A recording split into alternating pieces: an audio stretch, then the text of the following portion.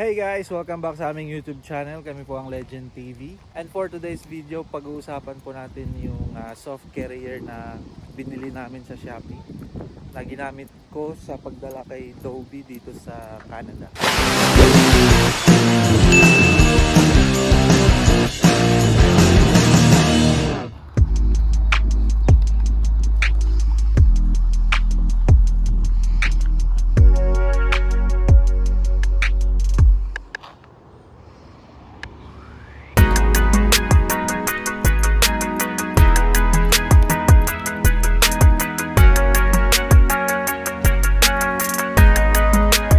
And by the way guys, applicable lang po ito sa Korean Air tsaka Air Canada. Pero hindi ko po alam kung pwede po siya sa ibang airlines kasi yung nabili naming carrier, yung soft carrier sa Shopee ay airline approved po siya. So yung dimension siya or yung size niya, pwede po siya sa cabin. And anyways, nandito kami ngayon sa Bunting School, malapit lang sa bahay namin dito sa Calgary, Alberta. Time check around 6 PM na ata ngayon. Wino-walking lang namin si Dobie. Yan. Ilang months na siya dito sa Canada? September. October, November, December, January, February, March. 7.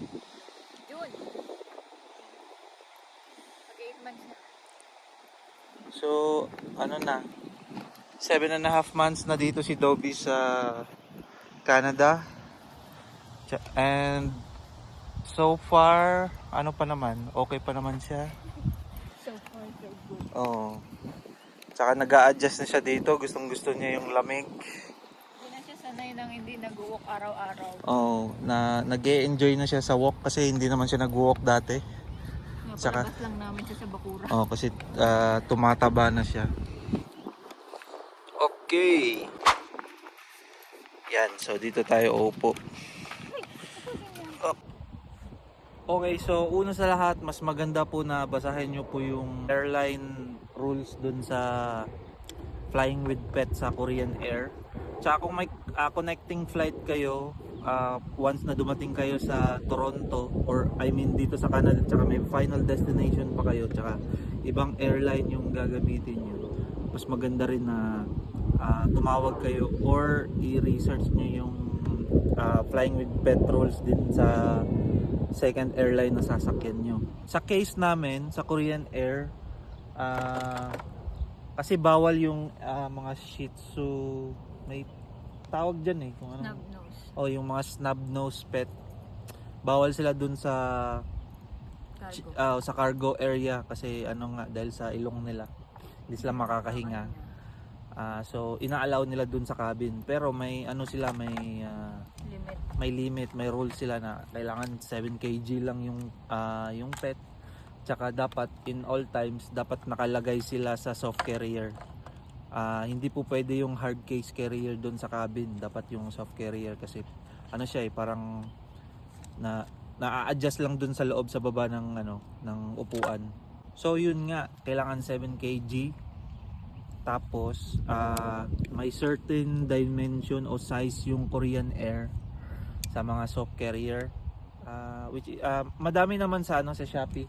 Actually sa Shopee namin nabili yung soft carrier na yun. Tsaka ano siya, ano pa ngayon malaki pa ngayon kaysa dun sa requirement ng Korean Air.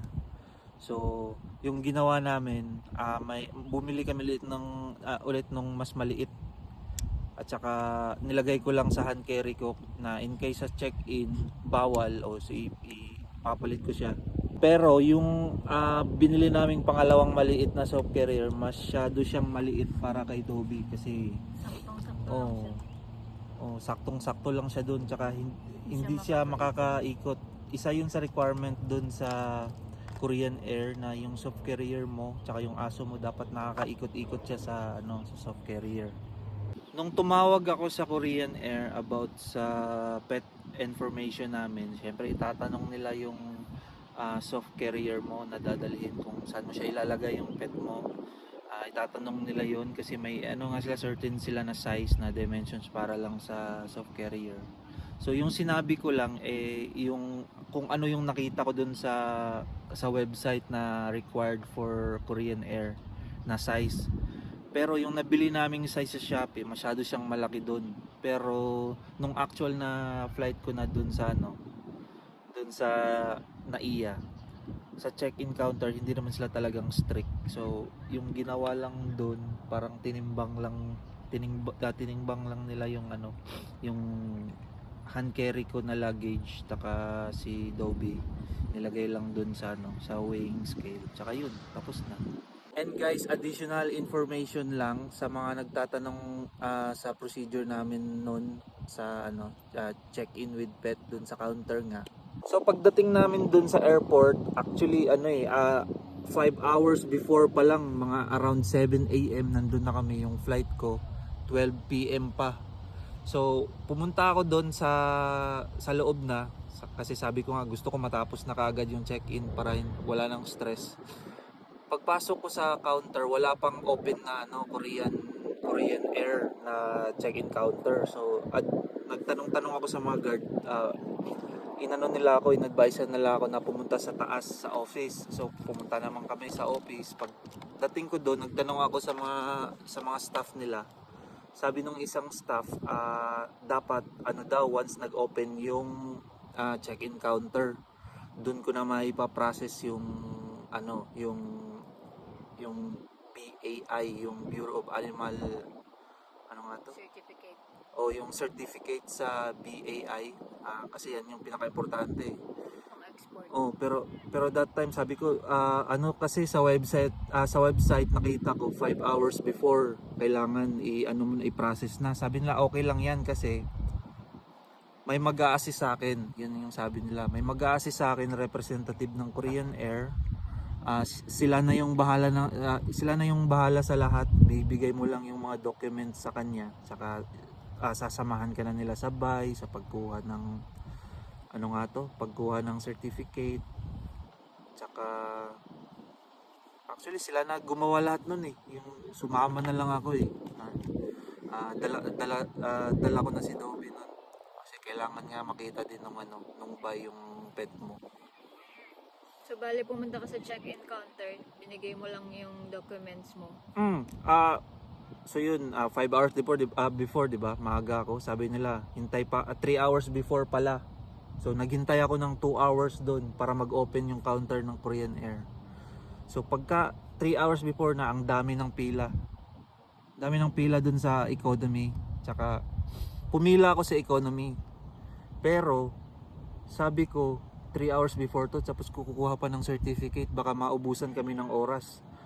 Tsaka syempre isasalang pa ako sa immigration kasi OWP, ako lang mag-isa nagta-travel, hindi ko kasama yung international student. So dumiretso ako sa counter. Sabi ko First class. ng first class, sabi ko may pet ako, kailangan kong kumuha ng buy. So nung narinig nila na may pet ako, kailangan kumuha ng buy, yun, may tinawag na silang representative. Tsaka yun, siya na nag-process lahat. Pinapila ako sa first class, binigay ko yung documents ng pet ko, tsaka yung document niya lang yung kailangan kasi yung document ko, sabi nila mamaya na daw yun, unahin muna yung pet. So bumaba kami, umakyat ba yun sa departures, sa arrivals, kasi nandoon yung Bureau of Animal Industry. Nandun yung yung buy sa arrivals. After immigration may buy, tsaka dun yung office. So pumunta kami doon, chinek nung parang officer doon sa buy. Tsaka mali-mali pa nga yung documents date namin doon sa Nagka-problema nagka-problema ng konti, akala ko wala na. Pero tinawagan nila yung yung vet kung totoo ba na itong date na to tama, ganyan. Kasi mali yung nabigay nung vet sa akin na date. Kasalanan ng vet. Kasalanan ng vet doon kasi nagmamadali din sila doon that time. Kasi dalawa yung certificate, di ba? Isang vet certificate, tsaka yung sa buy. Para makakuha ka ng buy, kailangan mo yung vet yung certificate. vet. Mali yung date na nakalagay dun sa vet certificate. Sa vet certificate mali yung date nun. Kasi ang ano lang nun, ang visa lang nun ng ano na yon, 3 days. o 3 days ata, 1 day, hindi ko lang sure. So yun, parang 1 week. 1 week yung late, ano nga yun? 1 week before pa yung date na yun. So parang nagdadalawang isip i-approve ng officer ng BAI yung ano niya, yung certificate niya. So yun, tinawagan yung clinic, tsaka maaga pa yun around siguro nasa ano pa yun, 8 or 9 AM pa. Kaka-open lang ng vet, tsaka may yung tinawagan nila yung vet, hinanap pa kung sino yung veterinarian talaga na pumirma. Matagal din kami doon, halos 30 minutes din.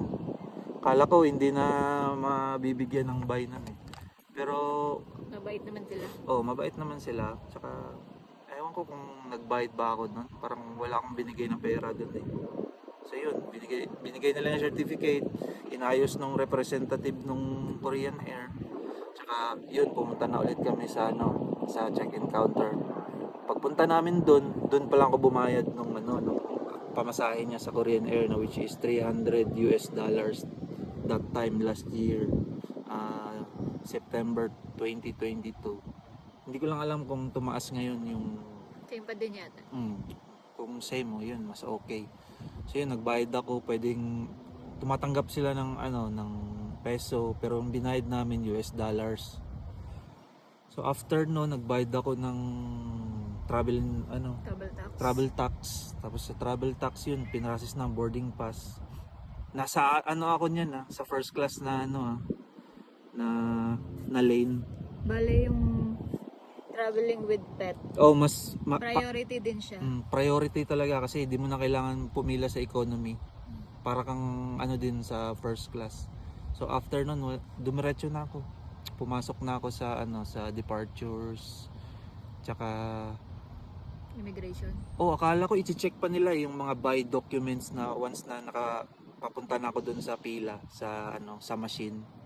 Wala na, hindi na, kahit nakikita nila may aso ako, okay lang. Dinaan mo siya sa... Hindi. Saan siya? Kukunin siya ng officer. Siya Sa mauna, bag? tapos iiwan lang siya ganyan. Sa Philippines hindi siya strict, hindi nila chine-check yung carrier. Pero nung pagdating ko sa Korea, kailangan ilabas mo talaga. Yung aso. Si-check nila yung aso tsaka yung carrier mo. Nakuha nila si Dobby. Yung So yun, mabilis na lang once na na-clear mo na sa check-in counter, papasok ka, mabilis na lang yun. So yun yung experience ko sa NAIA, traveling with pet. So mamaya ipapakita namin yung soft carrier nga ni Dobby kung ano yung ginamit namin sa Korean Air, tsaka yung link ng ng Shopee para ma-check nyo. Pero pwede naman kayo mamili doon kasi maraming maraming airline approved na mga soft carrier doon sa Shopee. 500 lang ata bilhin natin doon. Yung tama na size na second na nabili natin, parang mas mura pa ata. Pero hindi siya pwede doon masyadong maliit para sa kanya yung carrier na yun. Dobby no. So yun po guys, nandito na kami sa bahay. So ito po yung close look or close up ng soft carrier na ginamit ni Dobby dun sa Korean Air flight namin. Yan. So kung gusto nyo po yung carrier na to, nabili namin siya sa Shopee. Ilalagay lang namin yung link sa description. Check nyo lang. So as you can see, nandito si Dobby. Yan, pumasok siya kaagad nung nilabas ko. Naalala niya siguro yung flight niya. Yan. So itong carrier na to, mas mas malaki siya sa requirement ng Korean na pet policy, yung sa soft carrier policy nila. Mas malaki siya ng konti dun sa nila, sa size na requirement.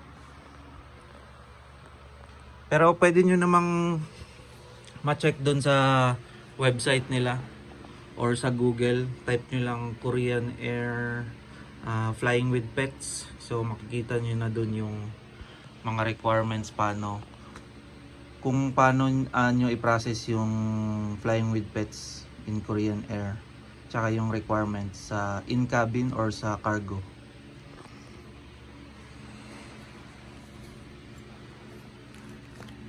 Yan, may mga packets din siya dito sa gilid. Dito ko nilalagay yung wet wipes, tissue, alcohol, yung nandito pa yung ano, yung towel sa Korean Air. Yan.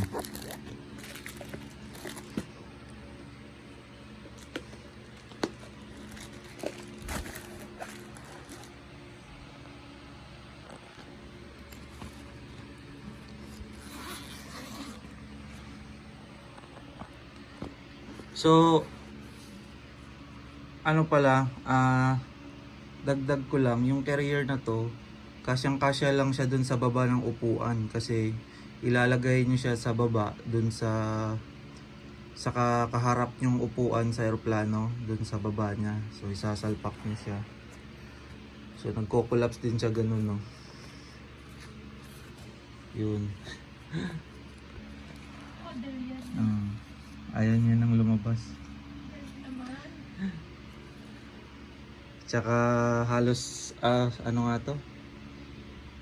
So sa flight medyo umiiyak siya kasi hindi nga siya sanay. Dito ko nilalagay yung paa ko sa loob. Yan. Kinakaluskos kasi niya dito ganyan. Nagtataka siya bakit nasa loob siya ng parang box. So dito ko nilalagay yung paa ko. Tumatahimik naman siya pero saglit lang. Pinapakain ko lang siya ng treats. Ano yun, hotdog yung pinapakain ko sa kanya that time.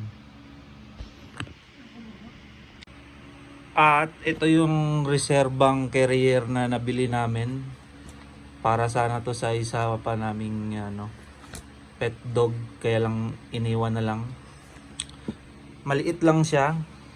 So ito, pasok siya sa requirements ng Korean Air. Pero masyado siyang maliit para kay Dobby. Yan, hindi siya kasya dito. Hindi siya nakakatayo at nakakaikot. Dinala ko lang siya in case na hindi payagan tong carrier na to.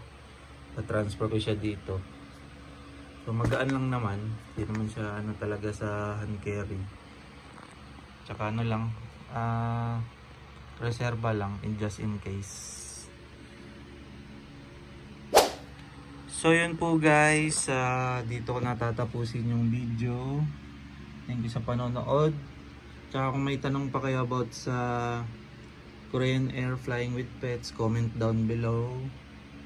Tsaka sasagutin lang namin kung may time. So see you on our next video.